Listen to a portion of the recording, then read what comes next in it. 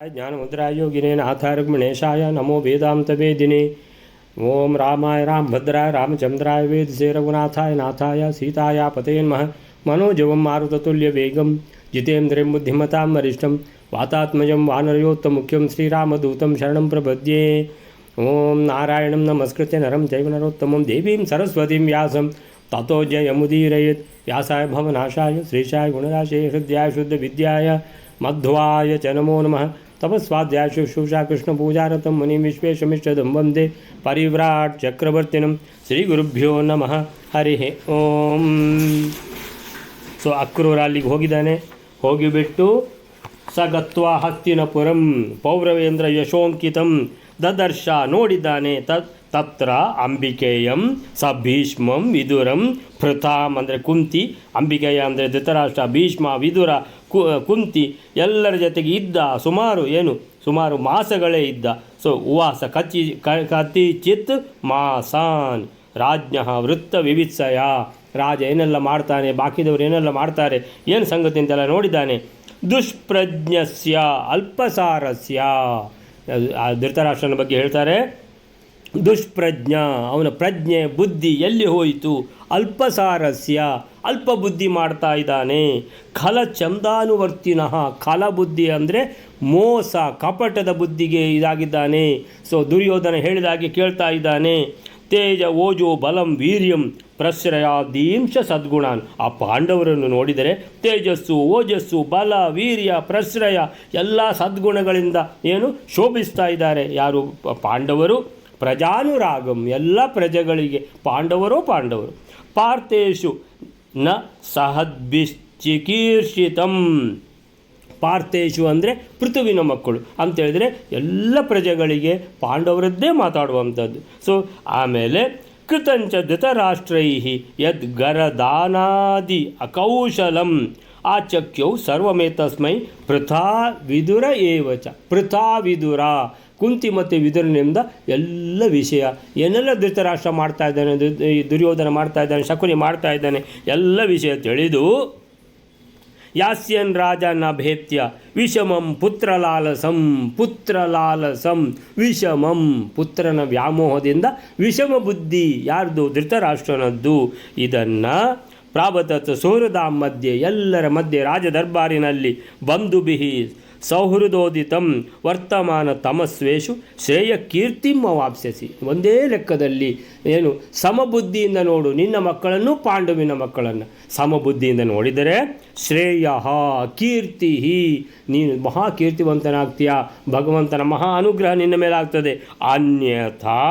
ಅನ್ಯಥಾ ಅಂತ ಹೇಳಿದರೆ ಏನಾಗ್ತದೆ? ಗರ್ಹಿತೋ, ಲೋಕ ನಿಂದೆಗೆ ಗುರಿಯಾಗ್ತೀಯ ನೀನು ಅಂತ ಹೇಳ್ಕೊಂಡು ಏನು ಹೇಳ್ತಾ ಇದ್ದಾನೆ ಅಕ್ರೂರ. ಅಲ್ಲಿಂದ ಏನು ಮತ್ತೆ ಮುಂದೆ ಏನಾಗ್ತದೆ ಅಂತ ನೋಡುವ. ವೇಲರೆ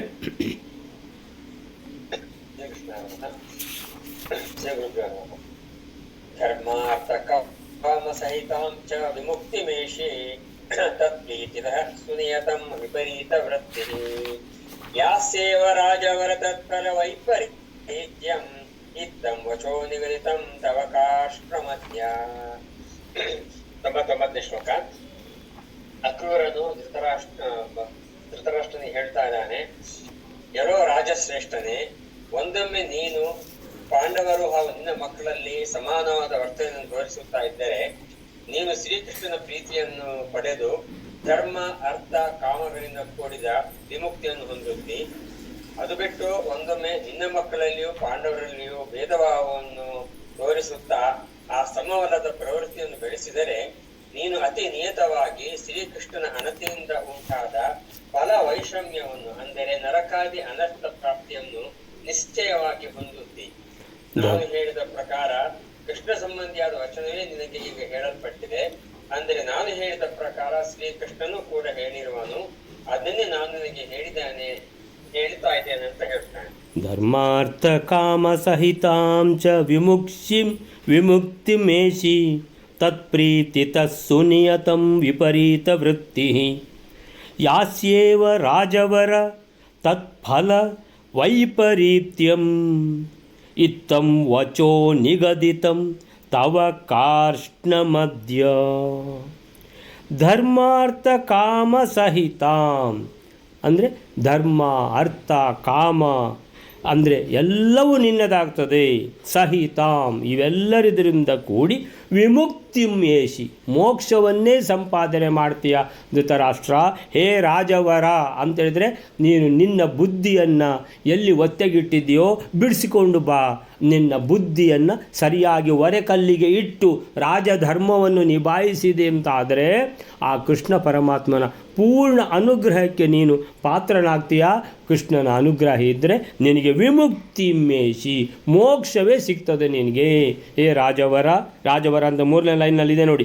ಯಾಸ್ಯೇವ ರಾಜವರ, ಹೇ ರಾಜವರ, ಹೇ ಶ್ರೇಷ್ಠನಾದ ಕುರು ಸಿಂಹಾಸನದಲ್ಲಿ ಕೂತಿರುವಂತಹ ಧೃತರಾಷ್ಟ್ರನೇ, ಧರ್ಮ ಅರ್ಥ ಕಾಮ ಸಹಿತಾಂ, ಸಹಿತಾಂ ಅಂದರೆ ಸಹಿತವಾಗಿ ವಿಮುಕ್ತಿಂ ಏಷಿ ಮೋಕ್ಷವನ್ನೇ ಪಡೆಯುತ್ತೀಯಾ ನೀನು. ತತ್ಪ್ರೀತಿತಃ ಅವನ ಪ್ರೀತಿ ಇದ್ದರೆ, ಅವನನ್ನ ಅಂತೇಳಿದರೆ ಆ ಕೃಷ್ಣ ಪರಮಾತ್ಮನ ಪ್ರೀತಿ ನಿನ್ನ ಮೇಲೆ, ಆ ಕೃಪಾ ಕಟಾಕ್ಷ ನಿನ್ನ ಮೇಲೆ ಬಿದ್ದರೆ ಸಾಕು, ನೀನು ಉದ್ಧಾರ ಆಗ್ತೀಯ, ಮೋಕ್ಷಕ್ಕೆ ಹೋಗ್ತೀಯ. ನೀನು ಯಾವುದು ನಿನಗೆ ಇಲ್ಲ ಅಂತಲೇ ಆಗೋದಿಲ್ಲ, ಮಹಾಕೀರ್ತಿವಂತ ಆಗ್ತೀಯ ನೀನು. ಆಮೇಲೆ ಇದು ಸುನಿಯತಂ ನಿಶ್ಚಯವಾಗಿಯೂ ಹೇಳುವಂಥ ಮಾತು ಇದು, ಇದರಲ್ಲಿ ಸಂದೇಹ ಬೇಡ ನಿನಗೆ. ಆದರೆ ನೀನು ಈ ಮಾತಿಗೆ ಯಾವುದಕ್ಕೂ ಬೆಲೆ ಕೊಡದೆ ನಿನ್ನ ಏನು ಪ್ರವರ್ತನೆ ಏನು ಮಾಡಿಕೊಂಡು ಬಂದಿದ್ದೀಯಾ ಆ ವಿಪರೀತ ವೃತ್ತಿ, ಮಾಡಬಾರದ ಕೆಲಸ, ಛಲ ಕಪಟ, ಪಾಂಡವರನ್ನು ಏನಾದರೂ ಮಾಡಿ ಅಡಿ ಹಾಕಬೇಕು, ಕೊಂದು ಬಿಡಬೇಕು, ಅವರನ್ನು ದಾರಿಯಿಂದ ಮುಳ್ಳನ್ನು ತೆಗೆದು ಬಿಸಾಡಿ ಬಿಡಬೇಕು ಅಂತೇಳ್ಕೊಂಡು ದುರ್ಯೋಧನ ಮತ್ತು ಶಕುನಿ ಯಾವ ರೀತಿ ಯೋಚನೆ ಮಾಡ್ತಾ ಇದ್ದಾರೋ ಅದನ್ನೇ ನೀನು ಹಾಗುಟ್ಟಿಕೊಂಡು ಹೋದರೆ ವಿಪರೀತ ವೃತ್ತಿ ಅಂದರೆ ನೀನು ಆ ಸಿಂಹಾಸನಕ್ಕೆ ಕೂತ್ಕೊಳ್ಳಲಿಕ್ಕೆ, ಸಿಂಹಾಸನದ ಮೇಲೆ ಕೂತ್ಕೊಳ್ಳಲಿಕ್ಕೆ ಲಾಯಕ್ಕಿಲ್ಲದಾಗಿ ಆಗ್ತೀಯ ನೀನು ವಿಪರೀತ ವೃತ್ತಿ ಅಂದರೆ ರಾಜಧರ್ಮದ ವಿಪರೀತ ವೃತ್ತಿ ಮಾಡಿಕೊಂಡು ಹೋದರೆ ನಿನಗೆ ಏನಾಗ್ತದೆ, ಯಾಸ್ಯೇವ ನಿನಗೆ ಸಿಗುವುದು ಕೂಡ ಅದೇ. ಯಾಸಿ ಏವ, ಯಾಸಿ ಅಂದರೆ ನೀನು ಸಹ ಅಲ್ಲಿಗೆ ಹೋಗ್ತೀಯ. ಅಂದರೆ ಅವ್ರ ಜೊತೆಗೆ ಅವ್ರು ಎಲ್ಲಿಗೆ ಹೋಗ್ತಾರೆ, ತತ್ ಫಲ ವೈಪರೀತ್ಯಂ ಅಂದರೆ ನಾನು ಮೊದಲು ಏನು ಹೇಳಿದ್ದೆ ನಿನಗೆ, ಧರ್ಮ ಅರ್ಥ ಕಾಮ ಅಂದರೆ ಧರ್ಮವೂ ಇಲ್ಲದಾಗ್ತದೆ, ಅರ್ಥವೂ ಇಲ್ಲದಾಗ್ತದೆ, ಎಲ್ಲ ಹೋಗಿಬಿಡ್ತದೆ, ಸತ್ಯನಾಶ ಆಗಿಬಿಡ್ತದೆ. ಧರ್ಮ ಎಲ್ಲಿ ಉಳಿತದೆ, ಎಲ್ಲ ಸತ್ತು ಹೋಗ್ತಾರೆ. ಎಲ್ಲ ಮಹಾಭಾರತ ಯುದ್ಧ ಆಗಿ ಎಲ್ಲ ಸತ್ತು ಹೋದರೆ ಎಲ್ಲಿ ಧರ್ಮ ಉಳಿತದೆ, ಎಲ್ಲಿ ನಿನ್ನ ಬೊಕ್ಕಸ ಖಾಲಿ ಆಗ್ತದೆ, ಅರ್ಥ ಎಲ್ಲಿರ್ತದೆ, ಕಾಮ ಎಲ್ಲಿರ್ತದೆ, ನಿನ್ನ ಕಾಮನೆಗಳೆಲ್ಲ ಅಡಿ ಬಿದ್ದು ಭೂಮಿ ಅಡಿ ಹೋಗಿಬಿಡ್ತದೆ. ಮೋಕ್ಷ ಎಲ್ಲಿ ನಿನಗೆ, ಅಂಧ ತಮಸ್ಸಿಗೆ ನರಕಕ್ಕೆ ಹೋಗ್ತೀಯ ನೀನು. ತತ್ ಫಲ ವೈಪರೀತ್ಯಂ ನಿನಗೆ ಶ್ರೇಯಸ್ಸಾಗ್ತದೆ, ಕೀರ್ತಿ ಆಗ್ತದೆ ಆ ಭಗವಂತನ ಅನುಗ್ರಹ ಇದ್ದರೆ ಅಂತ ಹೇಳಿದ್ದೆ ನಾನು. ಈಗ ನೀನು ನಿನ್ನ ದುಷ್ಟತನವನ್ನು, ನಿನ್ನ ಕಲತನವನ್ನು, ಕಪಟತನ, ಮೋಸ, ವಂಚನೆ ಇದನ್ನೇ ನೀನು ಪಾಂಡವರ ಮೇಲೆ ನೀನು ಹೊರಿಸಿದೆ ಅಂತ ಆದರೆ, ಪಾಂಡವರನ್ನು ಈ ರೀತಿ ಅನ್ಯಾಯ ಮಾಡಿದರೆ ಪಾಂಡವರಿಗೆ ಲೋಕ ನಿಂದೆಗೆ ಗುರಿಯಾಗ್ತೀಯ. ಧರ್ಮ ಇಲ್ಲ, ಅರ್ಥ ಇಲ್ಲ, ಕಾಮ ಇಲ್ಲ, ಮೋಕ್ಷ ಇಲ್ಲ, ನಿನಗೆ ನರಕ, ನಿನಗೆ ಅಂಧ ತಮಸ್ಸಿಗೆ ಹೋಗ್ತೀಯ. ತತ್ ಫಲ ವೈಪರೀತ್ಯ ಮೊದಲು ನಾನು ಏನೆಲ್ಲ ಹೇಳಿದ್ನೋ ಅದರ ವೈಪರೀತ್ಯ, ವಿಪರೀತ ವೃತ್ತಿಗೆ ವಿಪರೀತ ಫಲ. ತತ್ ಫಲ ವೈಪರೀತ್ಯಂ ಯಾಕೆ, ನಿಂದು ವೃತ್ತಿ ಕೂಡ ವಿಪರೀತ ಅಲ್ವಾ, ವಿಪರೀತ ವೃತ್ತಿಗೆ ವೈಪರೀತ್ಯ ಫಲ. ಇತ್ತಂ ವಚೋ ನಿಗದಿತಂ ನಾನು ಹೇಳುವಂಥ ಇತ್ತಂ ಹೀಗೆ, ವಚಃ ವಚೋ ಅಂದರೆ ವಚಃ ಮಾತು, ನಿಗದಿತಂ ನಾನು ಹೇಳಿದ್ದು ಏನಿದೆ, ತವ ನಿನಗೆ ಈಗ ಇಷ್ಟ ತನಕ, ಕಾರ್ಷ್ಣಂ ಅದ್ಯ ಅಂದರೆ ಈಗ ನಾನು ಏನು ಹೇಳ್ತಾ ಇದ್ದೇನೋ ಇವತ್ತು, ಈಗ ಅದು ಕಾರ್ಷ್ಣಂ ಕೃಷ್ಣನದ್ದು, ನಂದಲ್ಲ. ನಾನು ಖಾಲಿ ಕೃಷ್ಣನ ರೆಪ್ರೆಸೆಂಟೇಟಿವ್ ಆಗಿ ಇಲ್ಲಿ ಬಂದಿದ್ದೇನೆ, ದೂತನಾಗಿ ಬಂದಿದ್ದೇನೆ. ನಾನು ಕೃಷ್ಣ ಏನು ಹೇಳಿ ಕಳಿಸಿದ್ದಾನೋ ಅದನ್ನು ಕೃಷ್ಣನಿಗೆ ಮೊದಲೇ ಗೊತ್ತು, ಈ ಥರ ಇದೆ ಅಂತ ಕೇಳಿದ್ದೇನೆ, ನಾನು ಅದನ್ನು ಕಣ್ಣಾರೆ ನೋಡಿದ್ದೇನೆ, ಎಲ್ಲರಿಂದ ಕೇಳಿ ತಿಳ್ಕೊಂಡಿದ್ದೇನೆ ಅಂತೇಳಿದೆ. ಅದು ನನಗೆ ಏನಾಯಿತು ಈಗ, ಅದು ಖಂಡಿತ ಹಾಗೆ ಅಂತ ಕನ್ಫರ್ಮ್ ಆದ್ದರಿಂದ ನಿನಗೆ ತಿಳಿ ಹೇಳ್ತಾ ಇದ್ದೇನೆ. ಕೇಳುವುದಾದರೆ ಕೇಳು, ಕೇಳಲಿಲ್ಲ ಅಂದರೆ ಸತ್ಯನಾಶ ಆಗ್ತದೆ. ನಿನ್ನ ಕಣ್ಣೆದರೆ ಸತ್ಯನಾಶ ಅಂತ ಹೇಳಿದರೆ ನಿನ್ನ ಅಷ್ಟು ಮಕ್ಕಳು ಸತ್ತು ಹೋಗ್ತಾರೆ. ಸತ್ಯನಾಶ, ನಿನ್ನ ಬೊಕ್ಕಸ ಖಾಲಿ ಆಗ್ತದೆ, ನಿನ್ನ ಧರ್ಮ ಬುದ್ಧಿಗೆ ಬೆಂಕಿ ಬಿದ್ದಾಗ ಆಗ್ತದೆ. ನಿನ್ನ ಕಾಮನೆಗಳು ಅಂತೇಳಿದರೆ ಎಲ್ಲ ಮಕ್ಕಳೇ ಸತ್ತು ಹೋದ ಮೇಲೆ ಇನ್ನು ಏನು ಕಾಮನೆಗಳು ಅಂತೇಳಿದರೆ ಆಮೇಲೆ ನೀನು ಸಾಯುವುದಕ್ಕೆ ಅದಕ್ಕೂ ಲಾಯಕ್ಕಿಲ್ಲ, ನಿನ್ನನ್ನು ಸಾಯಲಿಕ್ಕೂ ಬಿಡುವುದಿಲ್ಲ. ಅವನಿಗೆ ಯಾರಿಗೆ ಜರಾಸಂಧನಿಗೆ ಕೃಷ್ಣ ಹೇಗೆ ಮಾಡಿದ್ನೋ ಸಾಯಲಿಕ್ಕೂ ಬಿಡಲಿಲ್ವೋ ಹಾಗೆ ನಿನಗೂ ಅಷ್ಟೇ ಪಕ್ಕ ಸಾವು ಕೂಡ ಬರುವುದಿಲ್ಲ ಅಂಥ ಪೊಸಿಷನಿಗೆ ಹೋಗಿಬಿಟ್ಟು ಅಲ್ಲಿಂದ ಅಂಧ ತಮಸ್ಸಿಗೆ ಹೋಗ್ತೀಯಾ ಜೋಕೆ ಅಂತ ಹೇಳ್ಕೊಂಡು ಹೇಳ್ತಾನೆ. ಅಕ್ರೂರ 99ನೇ ಶ್ಲೋಕಕ್ಕೆ 99ನೇ ಶ್ಲೋಕದಲ್ಲಿ ಏನಂದರೆ, ಎಲೈ ರಾಜಶ್ರೇಷ್ಠನೇ, ಹೇ ರಾಜವರ, ನೀನು ನಿನ್ನ ಮಕ್ಕಳಲ್ಲೂ ಪಾಂಡುಪುತ್ರರಲ್ಲಿಯೂ ಸಮಾನವಾಗಿ ನಡೆದಲ್ಲಿ, ಸಾಮ್ಯ ವೃತ್ತಿಯನ್ನು ಮಾಡಿಕೊಂಡು ಬಂದಲ್ಲಿ ಕೀರ್ತಿ, ಆಮೇಲೆ ಶ್ರೇಷ್ಠ ಧರ್ಮ, ಅರ್ಥ, ಕಾಮ ಎಲ್ಲ ಪಡೆಯುತ್ತೀಯ ನೀನು. ಕೃಷ್ಣ ಸಮಸ್ತ ಯಾದವರೊಂದಿಗೂ ದೇವತೆಗಳೊಂದಿಗೂ ಕೂಡಿ ನಿನ್ನಲ್ಲಿ ವಿಶೇಷ ಪ್ರೀತಿ ಮಾಡ್ತಾನೆ. ಕೃಷ್ಣ ಅಂತ ಹೇಳಿದರೆ ಭಗವಂತನ ಪ್ರೇಮ, ಭಗವಂತನ ದೃಷ್ಟಿ ನಿನ್ನ ಮೇಲೆ ಬಿದ್ದರೆ ಅದು ಮಹದ ಅನುಗ್ರಹ ಆಗ್ತದೆ, ಮೋಕ್ಷಕ್ಕೆ ಹೋಗ್ತೀಯ ನೀನು. ಅದನ್ನು ಬಿಟ್ಟು ವಿರುದ್ಧವಾಗಿ ನಡೆದಲ್ಲಿ ಅಂದರೆ ವಿಪರೀತ ವೃತ್ತಿ, ಆವಾಗ ಏನಾಗ್ತದೆ ನಿನಗೆ ವಿರುದ್ಧವಾದ ಫಲಗಳನ್ನೇ ತಪ್ಪದೆ ಹೊಂತೀಯ. ಇಲ್ಲ ನನಗೇನಾಗುವುದಿಲ್ಲ ಅಂತ ಕೂತ್ಕೊಳ್ಬೇಡ. ಎಲ್ಲಿಗೆ ಹೋಗ್ತೀಯ? ಅಂಧ ತಮಸ್ಸು ನರಕಕ್ಕೆ ಹೋಗಿ ಬೀಳ್ತೀಯ, ಹುಳುವಾಗಿ ಬೀಳ್ತೀಯ, ಅಲ್ಲಿ ಕೊಳಿತೀಯ ನೀನು ಅಂತ ಹೇಳ್ಕೊಂಡು ಹೇಳ್ತಾನೆ. ಇದು ನಾನು ಹೇಳಿದ್ದಲ್ಲ, ಭಗವಂತ ಹೇಳಿ ಕಳಿಸಿದ ಮಾತನ್ನು ಹೇಳ್ತಾ ಇದ್ದೇನೆ. ಆದ್ದರಿಂದ ನೀನು ಖಂಡಿತ ಹುಷಾರಾಗಿರಬೇಕೀಗ ಅಂತೇಳಿದ್ರೆ, ನೋಡಪ್ಪ ನೀನು ರಾಜಧರ್ಮ ಮಾಡಲೇಬೇಕು, ನಡೆಸಲಿಲ್ಲ ಅಂತೇಳಿದ್ರೆ ದಂಡಕ್ಕೆ ಗುರಿಯಾಗ್ತೀಯಾ ಅಂತ ಹೇಳ್ಕೊಂಡು ಪನಿಷ್ಮೆಂಟ್ ಸಿಗ್ತದೆ ನಿನಗೆ. ನೀನು ಲೈಟಾಗಿ ತಗೊಳ್ಳೋದು ಬೇಡ ಅಂತ. ಕೌರವರನ್ನು ಪಾಂಡವರನ್ನು ಸಮವಾಗಿ ಕಾಣುವುದು ಎಂದರೆ ಕೌರವರು ದುಷ್ಟತನವನ್ನು ಅದನ್ನು ನೋಡಿ ಆ ದುಷ್ಟತನಕ್ಕೆ ಅವರಿಗೆ ತಿಳಿ ಹೇಳಿ, ಪಾಂಡವರ ಶಿಷ್ಟತನಕ್ಕೆ ಅದಕ್ಕೆ ನೀನು ತಲೆಬಾಗಿ ಪಾಂಡವರನ್ನು ಅವರಿಗೆ ಒಳ್ಳೆಯದಾಗಲಿಕ್ಕಿಂತ ಆಶೀರ್ವಾದ ಮಾಡ್ತಾ ಹೋಗಬೇಕು. ಆಮೇಲೆ ಧೃತರಾಷ್ಟ್ರ ಅಂತೇಳಿದರೆ ಅವನಿಗೆ ಗೊತ್ತಿಲ್ವಾ? ಗೊತ್ತಿದೆ ಅವನಿಗೆ, ಆದರೆ ಪುತ್ರ ವ್ಯಾಮೋಹ ಅಂತೇಳಿದರೆ ಏನಾಗಿದೆ, ನನ್ನ ಮಗ ಅಂತ ಹೇಳೋದಕ್ಕೂ ಕೂಡ ಒಂದು ಲಿಮಿಟ್ ಬೇಕು. ಲಿಮಿಟ್ ಕ್ರಾಸ್ ಆದರೆ ಅದು ಒಳ್ಳೆಯದಾಗೋದಿಲ್ಲ. ಸೊ ಆದ್ದರಿಂದ ಮೋಕ್ಷ ಅಂತ ಹೇಳ್ಕೊಂಡು ಯಾಕೆ ಹೇಳಿದ್ದಾನೆ ಧೃತರಾಷ್ಟ್ರನಿಗೆ? ಮೋಕ್ಷ ಅಂದರೆ ಅಂಧ ತಮಸ್ಸು ಅಂದರೆ ಎಲ್ಲ ಗೊತ್ತಿದೆ, ಏನು ಗೊತ್ತಿಲ್ಲ ಅಂತಿಲ್ಲ, ಗೊತ್ತಿದ್ದು ಮಾಡ್ತಾ ಇದ್ದಾನೆ ಅಂತೇಳಿದ್ರೆ ಒಂದು ಸ್ವಲ್ಪ ಮಟ್ಟಿಗೆ ಏನಂತೇಳಿದರೆ ಮಗ ಹೇಳಿದ್ದು ಕೇಳುವುದಿಲ್ಲ ಅಂತ ಆದರೂ ಇವನ ಕರ್ತವ್ಯವಾದರೂ ಮಾಡಬೇಕಲ್ಲ. ರಾಜ ಸಭೆಯಲ್ಲಿ ದುರ್ಯೋಧನ ನೀನು ಈ ರೀತಿ ಹೇಳಬಾರ್ದು ಅಂತ ಹೇಳುವಷ್ಟು ನಿನಗೆ ಧೈರ್ಯ ಇಲ್ಲ ಅಂತ ಆದರೆ ಆ ಸಿಂಹಾಸನ ಬಿಟ್ಟು ಕೊಡು ಇನ್ಯಾರಿಗಾದರೂ. ನೀನು ಕೂತ್ಕೊಳ್ಳಿಕ್ಕೆ ಲಾಯಕ್ಕಿಲ್ಲ ಅಂತ ನಿನಗೆ ಯಾವಾಗ ಗೊತ್ತಾಗ್ತದೋ ಯಾಕೆ ಕೂತ್ಕೊಳ್ತೀಯ ಅಲ್ಲಿ ಅಂತ.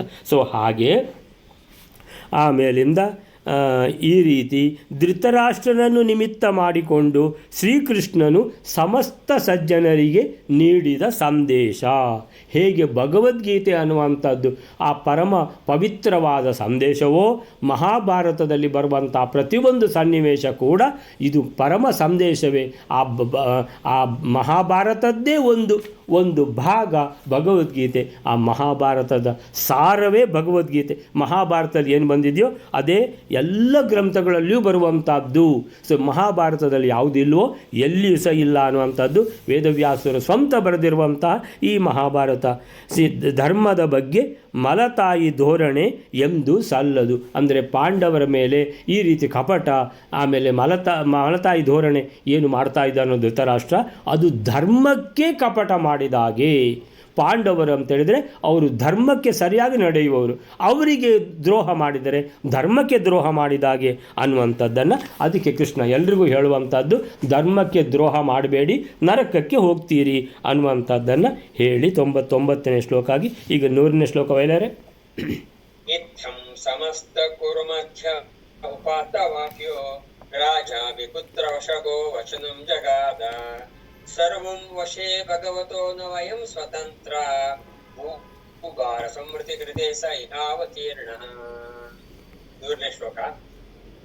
ಅಕ್ರೂರನು ಈ ತರ ಬುದ್ಧಿಮಾತು ಹೇಳುತ್ತಿರಲು ಆ ಎಲ್ಲಾ ಕೌರವರ ಮಧ್ಯದಲ್ಲಿ ಕುಳಿತಿರತಕ್ಕಂತಹ ಆ ಧೃತರಾಷ್ಟ್ರನು ಇನ್ನು ತನ್ನ ಮಕ್ಕಳ ಮೇಲಿರುವ ಅತಿಯಾದ ಮೋಹವನ್ನು ಬಿಡದೆ ಅವರ ಅಧೀನದಲ್ಲಿದ್ದನಾಗಿಯೇ ಒಂದು ಹಾರಿಕೆಯ ಉತ್ತರವನ್ನು ಕೊಡುತ್ತಾನೆ.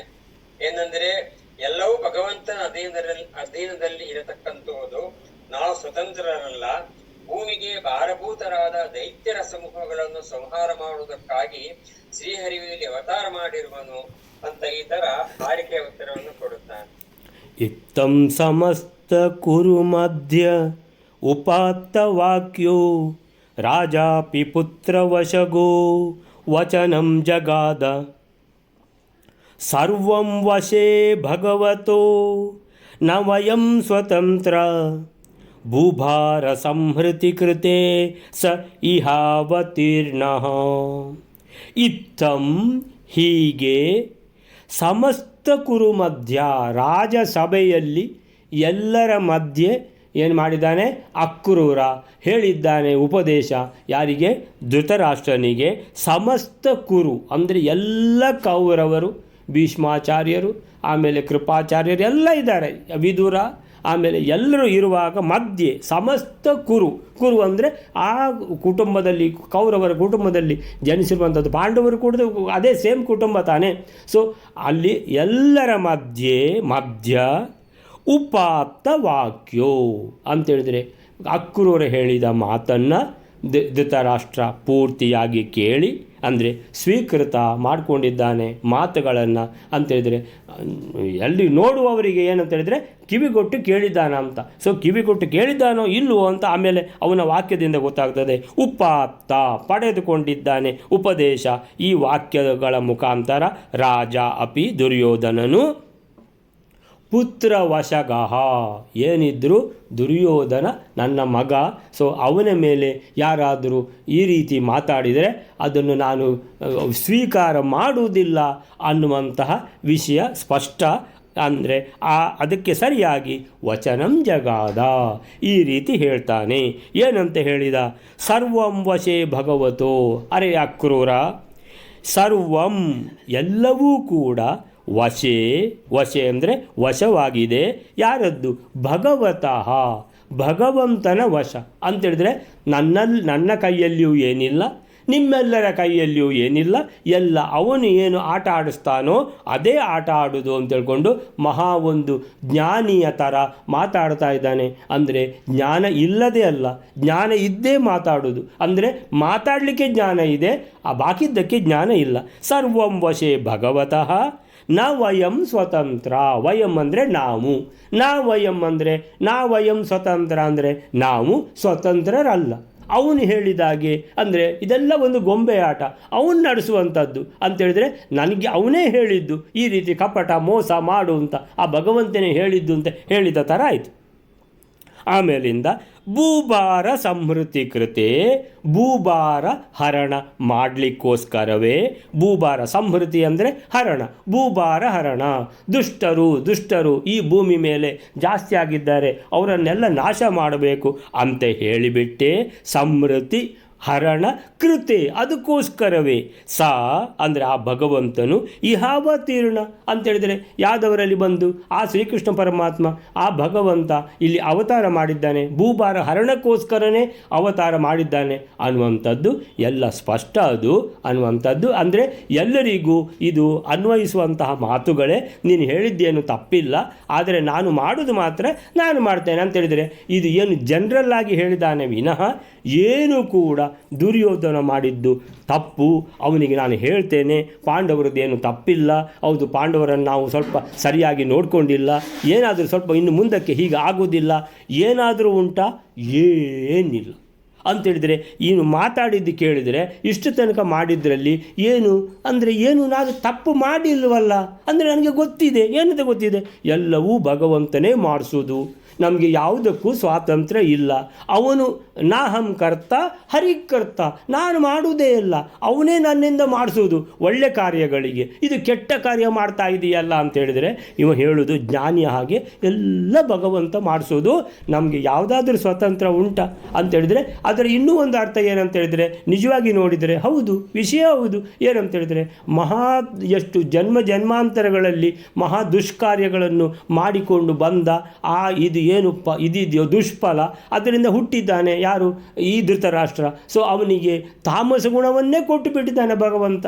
ರಾಜಸ ಒಂದು 5%, ಸಾತ್ವಿಕ ಒಂದು 2%, ಉಳಿದದ್ದೆಲ್ಲ ಇದು ತಾಮಸ ಗುಣವನ್ನೇ ಕೊಟ್ಟಿದ್ದಾನೆ ಅಂತೇಳಿದರೆ ಅವನಿಗೆ ತಾಮಸವೇ ಎಲ್ಲ ಸರಿ ಅಂತ ಕಾಣ್ತದೆ, ಸಾತ್ವಿಕ ಅವನ ಹತ್ರ ಇಲ್ಲವೇ ಇಲ್ಲ. ಆದ್ದರಿಂದ ಹೇಳ್ತಾನೆ ಅಂತೇಳಿದರೆ ಆ ಪೂರ್ವಜನ್ಮದ ಆ ಕರ್ಮ ಅನುಭವಿಸಬೇಕಲ್ಲ ನಾನು, ಸೊ ಅನುಭವಿಸ್ತಾ ಇದ್ದೇನೆ, ನಿಜವಾದ ಅರ್ಥ ಅದು. ಆದರೆ ಇಲ್ಲಿ ಏನಂತೇಳಿದರೆ ಎಲ್ಲ ಜ್ಞಾನ ಇದ್ದು ಅಂದರೆ ಹಾರಿಕೆಯ ಉತ್ತರ ಕೊಡ್ತಾ ಇದ್ದಾನೆ. ತನ್ನ ತಪ್ಪನ್ನು ಯಾವುದನ್ನು ಒಪ್ಕೊಂಡಿಲ್ಲ. ಪಾಂಡವರನ್ನು ಇನ್ನು ಮುಂದಕ್ಕಾದರೂ ತಾನು ಚೆನ್ನಾಗಿ ನೋಡ್ಕೊಳ್ತೇನೆ ಅಂತ ಒಂದು ಬಾಯಲ್ಲಾದರೂ ಹೇಳ್ಬೋದಲ್ಲ, ಅದನ್ನು ಹೇಳಲಿಲ್ಲ. ಈ ರೀತಿ ಹಾರಿಕೆಯ ಉತ್ತರವನ್ನು ಕೊಟ್ಟು ಬಿಟ್ಟ. ಯಾರು? ಧೃತರಾಷ್ಟ್ರ ಅಂತೇಳಿ ದೇಡ್ಶಾಣೆ ಅಂತ ಹೇಳ್ತಾರೆ. ಅಂತ ಹೇಳಿದ್ರೆ ತಾನೇ ದೊಡ್ಡ ಬುದ್ಧಿವಂತ ಅಂತ ತಿಳ್ಕೊಂಡಿದ್ದಾನೆ. ಸೊ ಹೀಗೆ ಸಮಸ್ತ ಕೌರವರ ಮಧ್ಯೆ ಸಮಸ್ತ ಕುರು ಮಧ್ಯ, ಹೀಗೆ ಅಂದರೆ ಇತ್ತಂ ಕೇಳಿಸಿಕೊಂಡ ಧೃತರಾಷ್ಟ್ರ. ಉಪಾತ್ತ ವಾಕ್ಯ. ಯಾರು ಈ ಧೃತರಾಷ್ಟ್ರ? ರಾಜ. ಸೊ ಧೃತರಾಷ್ಟ್ರ ರಾಜ. ಪುತ್ರವಶಗಃ. ಏನಿದ್ರು ಇವನು ಪುತ್ರನ ಕಟುಪತ್ತಲು ಇವನು ಅಂತೇಳಿದರೆ ದುರ್ಯೋಧನ ಹೇಳಿದಾಗೆ ನಡೆಯುವಂತಹ ಕುಣಿಯುವಂತಹ ಗೊಂಬೆ ಆಗಿಬಿಟ್ಟಿದ್ದಾನೆ. ಸೊ ಪುತ್ರ ವ್ಯಾಮೋಹ ಮಿತಿ ಮೀರಿದೆ. ಸೊ ಹೇಳ್ತಾನೆ ವಚನಂ ಜಗಾದ. ಏನು ಮಾತಾಡಿದ ಅಂತೇಳಿದರೆ ಎಲ್ಲವೂ ಭಗವಂತನ ಅಧೀನ. ಸರ್ವಂ ವಶೇ ಭಗವತಃ. ನಾವು ಸ್ವತಂತ್ರರಲ್ಲ, ವಯಂ ಸ್ವತಂತ್ರ. ಭೂಭಾರ ಹರಣವನ್ನು ಮಾಡಬೇಕೆಂದೇ ಭೂಭಾರ ಸಂಹೃತಿ ಕೃತೆ ಮಾಡಲಿಕ್ಕೋಸ್ಕರನೇ ಸಹ ಅವನು ಆ ಶ್ರೀಕೃಷ್ಣ ಪರಮಾತ್ಮ ಆ ನಾರಾಯಣ ಅವತಾರನೇ ಅವನು ಇಲ್ಲಿ ಬಂದು ಯಾದವರಲ್ಲಿ ಕೃಷ್ಣನಾಗಿ ಹುಟ್ಟಿದ್ದಾನೆ, ಅವತಾರ ಮಾಡಿದ್ದಾನೆ ಅಂತೇಳಿದರೆ ಎಲ್ಲರಿಗೂ ವಿಷಯ ಗೊತ್ತಿರುವಂಥದ್ದೇ ಅಂತ ಏನು ಅಕ್ರೂರನ ಮೂಲಕ ಬಂದ ಕೃಷ್ಣನ ಹಿತವಚನವನ್ನು ಗ್ರಹಿಸಲು ಧೃತರಾಷ್ಟ್ರನ ಪುತ್ರ ವ್ಯಾಮೋಹ ಅಡ್ಡಿಯಾಯಿತು ಎಂದು ಅರ್ಥ. ನಾವು ಅಸ್ವತಂತ್ರರು, ಹರಿಯೊಬ್ಬನೇ ಸ್ವತಂತ್ರ ಎಂಬ ತತ್ವವನ್ನು ಪಲಾಯನವಾದಕ್ಕೆ ಅನುಕೂಲವಾಗಿ ಅರ್ಥ ಮಾಡಿಕೊಳ್ಳುವ ಒಂದು ವರ್ಗದ ಜನತೆ ನಾನು ಏನು ಮಾಡ್ತಾ ಇದ್ದೇನೋ ನಾನು ಮಾಡ್ತಾ ಇಲ್ಲ ಅಂದರೆ ಸಜ್ಜನರು ಹೇಳುವಂಥದ್ದು. ಅರೇ ಸಜ್ಜನ ಅಂತ ಹೇಳಿದ್ರೆ ಏನ್ರಿ ನೀವು ಏನ್ರಿ 10 ಲಕ್ಷ ಕೊಟ್ಟುಬಿಟ್ರು ಅಂತಲ್ಲ ಆ ದೇವಸ್ಥಾನಕ್ಕೆ, ಏನೋ ದೊಡ್ಡ ಕೆಲಸ ಮಾಡಿಬಿಟ್ರಿ ನೀವು ಅಂತ ಹೇಳಿದರೆ, ಅಯ್ಯೋ ನಾನು ಏನು ಮಾಡ್ತಿರೋದು, ಪರಮಾತ್ಮ ಕೊಟ್ಟ ಸಂಪತ್ತನ್ನು ನಾನು ಕೊಟ್ಟಿದ್ದೇನೆ, ನಾನು ಎಂಥದ್ದು, ನಮ್ದು ಎಂಥದ್ದಿದೆ, ನಂದು ಏನೂ ಇಲ್ಲ, ನಂದು ಭಕ್ತಿ ಮಾತ್ರ ಭಗವಂತನಿಗೆ, ಬಾಕಿದ್ದೆಲ್ಲ ಅದು ಪರಮಾತ್ಮನದ್ದು ಅಂತ ಸಜ್ಜನರು ಹೇಳ್ತಾರೆ. ಅಂತೇಳಿದ್ರೆ ಇದ್ದದ್ದನ್ನು ಒಳ್ಳೆ ರೀತಿಯಲ್ಲಿ ಹೇಳ್ತಾರೆ. ಇವ ದುರ್ಜನ ಅದೇ ಮಾತನ್ನು ಹೇಳ್ತಾ ಇದ್ದಾನೆ. ಅರೆ ಎಲ್ಲ ಭಗವಂತ, ಅವನು ಮಾತ್ರ ಸ್ವತಂತ್ರ, ನಾವು ಅಸ್ವತಂತ್ರರು ಅಂತ ಹೇಳಿದ್ರೆ ಅವನೇ ನನ್ನಿಂದ ಈ ರೀತಿ ಮಾಡಿಸ್ತಾ ಇರೋದು, ನಾನು ಮಾಡಿದ್ದೆಲ್ಲ ಸರಿ ಅಂತ. ಸೊ ಎಂಬ ತತ್ವವನ್ನು ಪಲಾಯನವಾದಕ್ಕೆ ಅನುಕೂಲವಾಗಿ ಅರ್ಥ ಮಾಡಿಕೊಳ್ಳುತ್ತಿರುವಂತಹ ಈ ದುರ್ಜನರ ವರ್ಗದ ಜನತೆಯನ್ನು ಧೃತರಾಷ್ಟ್ರ ಪ್ರತಿನಿಧಿಸುತ್ತಿದ್ದಾನೆ ಎಂದು ತಿಳಿಯಬೇಕು. ಸೊ ಹಾಗೆ ಅಲ್ಲಿಗೆ ಈ ರೀತಿ ಹಾರಿಕೆಯ ಉತ್ತರವನ್ನು ಕೊಟ್ಟಿದ್ದಾನೆ. ಆಗ ಅಕ್ರೂರ ಅವನಿಗೆ ಏನು ವಾಪಸ್ ಹೇಳ್ತಾನೆ ಅಂತ ನೋಡಿಬಿಡುವ ವೈಲರೆ. ಶ್ಲೋಕ ಏವಂ ನಿಶಮ್ಯ ವಚನಂ ಸತು ಯಾದವೋಸ್ಯ ಜ್ಞಾತ್ವಾ ಮನೋಸ್ಯ ಕರುಷಂ ತವನೈವ ಪುತ್ರಾಃ ಇತ್ಯೂಚಿವಾನ್ ಸಹ ಮರುತ್ತನಯಾರ್ಜುನಾಭ್ಯಾಂ ಪ್ರಾಯಾತ್ ಪುರೀಂ ಚ ಸಹದೇವ ಯುತಃ ಸ್ವಕೀಯಾಂ. 101ನೇ ಶ್ಲೋಕ. ಈ ರೀತಿ ಧೃತರಾಷ್ಟ್ರನು ಹೇಳುತ್ತಿರಲು ಯದುಕುಲೋತ್ಪನ್ನನಾದ ಅಕ್ರೂರನು ಆ ರಾಜನ ಕಪಟ ರೂಪವಾದ ವಾಕ್ಯವನ್ನು ಹಿಂದೆ ಹೇಳಿದ ಪ್ರಕಾರ ಕೇಳುತ್ತಾನೆ. ಈ ರಾಜನ ಕಲುಷಿತವಾದ ಮನಸ್ಸನ್ನು ತಿಳಿದುಕೊಳ್ಳುತ್ತಾನೆ. ನಂತರ ಅವನಿಗೆ ಹೇಳುತ್ತಾನೆ, ನಿನಗೆ ಮಕ್ಕಳು ಇಲ್ಲವೇ ಇಲ್ಲ, ಅಂದರೆ ನಿನ್ನ ಕಣ್ಣು ಮುಂದೆ ಎಲ್ಲ ಮಕ್ಕಳು ನಾಶವಾಗುತ್ತಾರೆ. ಈ ಪ್ರಕಾರ ಹೇಳಿದವನಾಗಿ ಭೀಮ, ಅರ್ಜುನ ಹಾಗೂ ಸಹದೇವರಿಂದ ಕೂಡಿಕೊಂಡು ಮಧುರಾಪಟ್ಟಣದ ಕಡೆಗೆ ಹೋಗುತ್ತಾನೆ.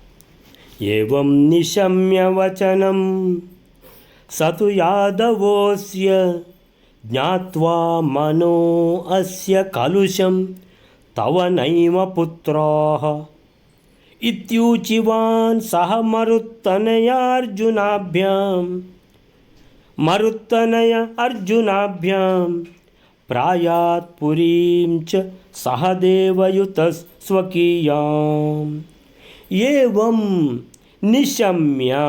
ನಿಶಮ್ಯ ಅಂದರೆ ಕೇಳಿದ, ಅಕ್ರೂರ ಏನು ಧೃತರಾಷ್ಟ್ರ ಹೇಳಿದ ಅಂತ ಕೇಳ್ಕೊಂಡ, ಅರ್ಥ ಆಯಿತು. ಅಂದರೆ ಯಾವುದು ತಾನು ಮಾಡಿದ್ದು ತಪ್ಪು ಅನ್ನುವಂಥದ್ದು ಏನು ಇದರಲ್ಲಿ ಬರಲಿಲ್ಲ. ದುರ್ಯೋಧನ ಮಾಡಿದ್ದು ತಪ್ಪು ಬರಲಿಲ್ಲ. ಆ ಪಾಂಡವರನ್ನು ಹೀಗೆ ನೋಡ್ಕೊಳ್ಬಾರ್ದಿತ್ತು ಒಂದು ಮಾತಾದರೂ ಬರಲಿಲ್ಲ ಅಂತೇಳಿದರೆ ಈ ರೀತಿ ಹಾರಿಕೆಯ ಉತ್ತರ ಕೊಟ್ಟಿದ್ದಾನೆ. ಅಂದರೆ ತಾನು ಮಾಡಿದ್ದೆಲ್ಲ ಸರಿಯೇ ಇದೆ ಅಂತೇಳ್ಕೊಂಡು ಹಾರಿಸಿಬಿಟ್ಟ ಮಾತನ್ನು ದುರ್ಯೋಧನನ ಬಗ್ಗೆ ಒಂದು ಚೂರು ಏನು ಹೇಳಲೇ ಇಲ್ಲ. ಇಂತಹ ಕಪಟ, ಇಂತಹ ಮೋಸ ವಂಚನೆಯಿಂದ ಕೂಡಿದ ಮಾತನ್ನು ವಚನಂ ಸತು ಯಾದವ, ಆ ಯದುಕುಲ ಶ್ರೇಷ್ಠನಾದ ಅಕ್ರೂರ ಏನಾಗಿದ್ದಾನೆ, ಸ ಅವನು, ಯಾದವ ತು ಅಂದರೆ ಕೇಳಿದ. ಕೇಳಿದ ಅಂತೇಳಿದ್ರೇನು, ಇವನಿಗೆ ಇನ್ನು ಹೇಳಿ ಪ್ರಯೋಜನ ಇಲ್ಲ. ಸೊ ಇವನು ಪೂರ್ತಿ ಅಂದರೆ ಅಂತೇಳಿದರೆ ಈಗ ಕೆಲವು ಸಲ ನಾವು ಹಣ್ಣು ಸ್ವಲ್ಪ ಏನೋ ಇದು ಕೊಳ್ತಿದೆ ಅಂತೇಳಿದರೆ ಫಸ್ಟಿಗೆ ಅದನ್ನು ತಗೊಳ್ತೇವೆ. ಕೊಳೆತ ಭಾಗವನ್ನು ಫಸ್ಟಿಗೆ ಅದನ್ನು ರಿಮೂವ್ ಮಾಡಿ ಉಳಿದ ಭಾಗವನ್ನು ನಾವು ತಿಂತೇವೆ. ಇನ್ನು ಕೆಲವು ಸಲ ಏನಾಗ್ತದೆ, ಇದು ಸುಮಾರು ಜಾಸ್ತಿಯೇ ಕೊಳ್ತು ಹೋಗಿದೆ ಅಂತ, ಅಂದರೆ ಇದರಲ್ಲಿ ತಿನ್ನಲಿಕ್ಕೆ ಏನು ಸಿಗಲಿಕ್ಕಿಲ್ಲ ಅಂತ. ಅಂದರೆ ಈ ಧೃತರಾಷ್ಟ್ರನನ್ನು ನೋಡುವಾಗ ಅಕ್ರೂರನಿಗೆ ಆಯಿತು, ಇದು ಪೂರ್ತಿ ಕೊಳ್ತು ಹೋಗಿದೆ, ಇದರಲ್ಲಿ ಏನು ತಿನ್ನಲಿಕ್ಕೆ ಸಿಗುವಂಥದ್ದಿಲ್ಲ, ಇದು ಸರಿಯಾಗುವುದಿಲ್ಲ ಇದು. ಸೊ ಅಸ್ಯ ಜ್ಞಾತ್ವ, ಅಸ್ಯ ಅಂದರೆ ಆ ಧೃತರಾಷ್ಟ್ರನ ಮನಃ, ಮನಃ ಅಸ್ಯ ಧೃತರಾಷ್ಟ್ರನ ಕಲುಷಂ, ಇದು ಪೂರ್ತಿ ಕಲುಷ ಆಗಿಬಿಟ್ಟಿದೆ. ಹೇಗೆ ದುರ್ಯೋಧನ ಯೋಚನೆ ಮಾಡ್ತಾ ಇದ್ದಾನೋ ಈ ಭೀಮಸೇನನನ್ನು ಹೇಗಾದರೂ ಮಾಡಿ ಕೊಲ್ಲಲೇಬೇಕು. ಭೀಮ ಮತ್ತು ಇನ್ನೊಬ್ಬ ಯಾರು, ಅರ್ಜುನ ಇವರಿಬ್ಬರನ್ನು ಕೊಲ್ಲಬೇಕು. ಇವರಿಬ್ಬರನ್ನು ಕೊಂದ್ರೇ ಇದು ಸಮಾಧಾನ ಇರುವಂಥದ್ದು, ಇವರನ್ನು ಬಿಡಬಾರ್ದು.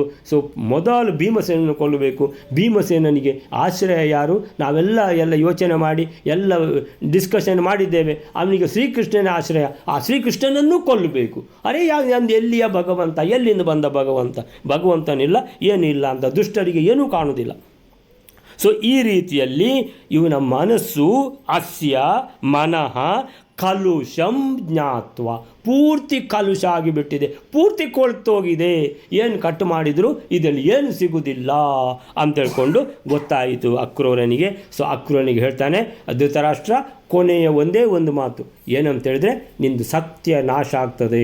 ನಿನ್ನ ಮಾತಿನ ಅರ್ಥ ನನಗಾಯಿತು. ಏನಂತೇಳಿದರೆ, ಯಾವುದನ್ನು ಒಪ್ಪಿಕೊಳ್ಳೋದಿಲ್ಲ ನೀನು ಅಂದರೆ ಇನ್ನು ಸರಿ ಆಗ್ತದೆ ಅನ್ನುವಂಥದ್ದು ಒಂದು ಭರವಸೆ ಮಾತಿಗೂ ಕೂಡ ಕೊಡದವನು ನೀನು. ಅಂದರೆ ನೀನು ಮಾಡಿದ್ದೇ ಸರಿ ಅಂತ ಹೇಳ್ತೀಯಲ್ಲ ನೀನು, ನಿಂದು ಸತ್ಯ ನಾಶ ಆಗ್ತದೆ.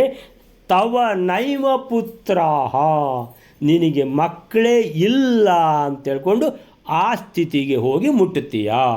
ಅಯ್ಯೋ, ನನಗೆ 100 ಮಕ್ಕಳು, 100 ಗಂಡು ಮಕ್ಕಳು, 1 ಹೆಣ್ಣು ಮಕ್ಕಳು ಇಲ್ಲ, ನನಗೆ ಮಕ್ಕಳೇ ಇಲ್ಲ ಅಂದರೆ ಎಲ್ಲ ಸತ್ತೋದ್ರು, ಆ ಪೊಸಿಷನಿಗೆ ಹೋಗ್ತೀಯಾ.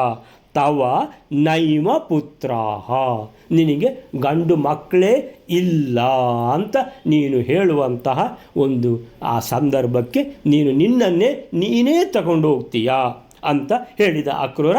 ಸರಿ, ನಿನಗೆ ಇನ್ನು ಹೇಳಿ ಪ್ರಯೋಜನ ಇಲ್ಲ, ನಾನು ಹೊರಡ್ತೇನೆ ಅಂತ ಹೊರಟ.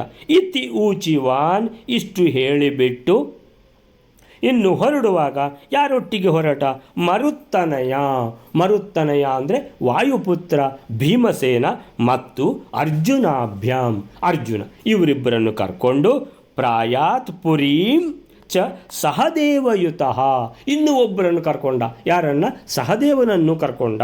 ಅಂದರೆ ನಕುಲನೊಬ್ಬನನ್ನು ಬಿಟ್ಟ, ಧರ್ಮರಾಜ ಮತ್ತು ನಕುಲ ಇವರಿಬ್ಬರು ನೀವು ಇಲ್ಲಿ ನೀವಿಬ್ಬರು ಇರಿ, ಆಮೇಲೆ ನಾನು ಇವರು 3 ಜನ ಕರ್ಕೊಂಡು ಹೋಗ್ತೇನೆ ಅಂತ ಹೇಳಿಬಿಟ್ಟು ಭೀಮಸೇನ, ಆಮೇಲೆ ಅರ್ಜುನ ಮತ್ತು ಸಹದೇವ ಇವರನ್ನು ಕರ್ಕೊಂಡು ಆಮೇಲೆ ಪ್ರಾಯಾತ್ ಪುರೀಂ ಅಂದರೆ ತನ್ನ ಸ್ವಕೀಯಾಂಪುರಿ ಅಂದರೆ ಮಥುರಾಪುರಿ, ತನ್ನ ಪುರಿ ಅಂದರೆ ತನ್ನ ಮನೆಗೆ ಹೋದ ಅಂತ. ಸ್ವಕೀಯಾಂಪುರಿಂ ಪ್ರಾಯಾತ್, ಹೋದ.